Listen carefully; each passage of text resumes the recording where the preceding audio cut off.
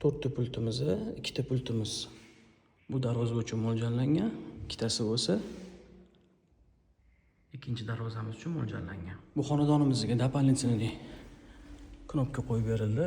Hamma pultlar mashinada ketib qolgan holatda bemalol darvozamizni shu knopka orqali ochib yopishimiz mumkin bo'ladi. Bu avtomatikimizning yana bitta zo'r funksiyasi bor. Ochganni komanda bergan holatimizda eshikning orqasida mashina bo'lsa yoki odam bo'lsa yoki qanaqadir jism bo'lsa, avtomatikamiz enkoder funksiyasi ishga tushib, mana arzimagan kuchga harakatni to'xtatadi. Avtomatikalarimizning umuman ovozi yo'q, 5 shumda ishlaydi. Mutaxassislarimizning ham ishiga baho berib o'tib ketinglar. Qaranglar qanaqa chiroyli, akkuratli, zo'r ish qilishadi. 13 yillik ish tajribasiga ega.